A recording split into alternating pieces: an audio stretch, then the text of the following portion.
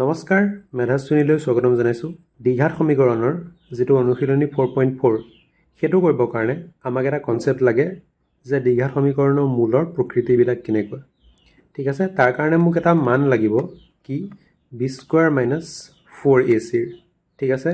তো প্ৰথম কথাটো হ'ল এই b² - 4ac ইয়াক কি বুলি কোৱা হয় ইয়াক কোৱা হয় বিবেচিকা বা কোৱা হয় ভেদ নিৰূপক ইংলিছত ক'লে ডিসক্ৰিমিনেন্ট ঠিক আছে না তো এটো ইয়াৰ জাস্ট নামটো ওকে এতিয়া আমি চাম ইয়াৰ কামটো কি দ্বিঘাত সমীকৰণৰ দুটা স্পষ্ট ভিন্ন স্পষ্ট মানে কি ডিস্টিংক্ট ক্লিয়াৰ মানে ভিন্ন মানে বেলেগ বেলেগ বাস্তৱ মূল আছে যদি b² - 4ac is greater than 0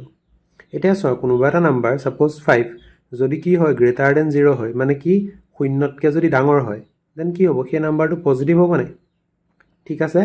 তাৰ মানে কথাটো হ'ল যে b² - 4ac যদি greater than 0 হয় মানে শূন্যতকৈ ডাঙৰ বা যোগাত্মক যদি হয় তেতিয়াহ'লে সেই সমীকৰণটোৰ কি হ'ব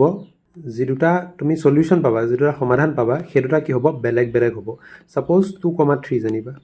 ঠিক আছে বা 3,7 জানিবা বা হাফ -1/3 জানিবা ঠিক আছে তো এনেকুৱা বেলেগ বেলেগ কিছুমান তুমি মূল পাবা মানে ঠিক আছে না নেক্সট কি কৈছে যদি b² - 4ac কি হয় ইকুৱেল টু 0 হয় এতিয়া b² - 4ac যদি ইকুৱেল টু 0 হয় তেতিয়াহ'লে কি হ'ব আমি কিছুমান সমান সমান মান থকা সমীকৰণ পাম যেনেকে তুমি এই যে কেতিয়াবা আমি x = 1,1 পাওঁ যে বা কেতিয়াবা আমি কি পাওঁ x = ধৰা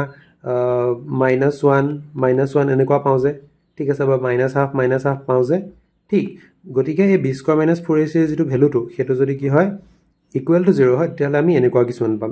আৰু এটা থাৰ্ড কন্ডিশন কি দেখিব এটা সংখ্যা চোৱা হয় হি শূন্যৰ সমান হ'ব নহলে হি শূন্যতকৈ ডাঙৰ হ'ব নহলে কি হি শূন্যতকৈ সৰু হ'ব মানে b² - 4ac কি লেস দেন 0 মানে কি নিগেটিভ যদি b² - 4ac ভ্যালুটো যদি নিগেটিভ হয় তেতিয়াহ'লে কি হ'ব সেই সমীকৰণটো কি হ'ব তাৰ কোনো বাস্তৱ মূল নাথাকিব ঠিকে আছে নে ধৰিব পাৰিছো নে অলপ আগবাঢ়িলে আমি গমে পাই যাম এটা চোৱা সাপোজ মই এটা সমীকৰণ লৈছো 2x² - ধৰা 7x + 2 জানিবা ঠিক আছে তো এটো চাও হা তো ইয়াত a কিমান a হৈ গল 2 b কিমান b হৈছে -7 c কিমান 2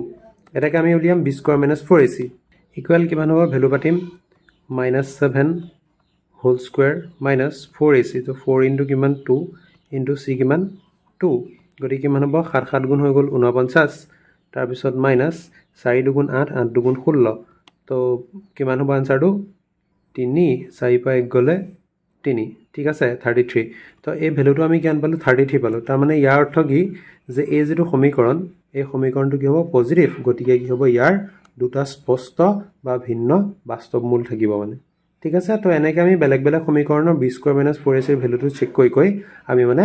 উলিয়াব পাৰো ঠিক ইয়াৰ পিছৰ ভিডিঅ'টোত আমি ডাইৰেক্ট অনুশীলনীৰ প্ৰশ্নখিনি কৰিম গতিকে thank you so much for watching stay curious keep learning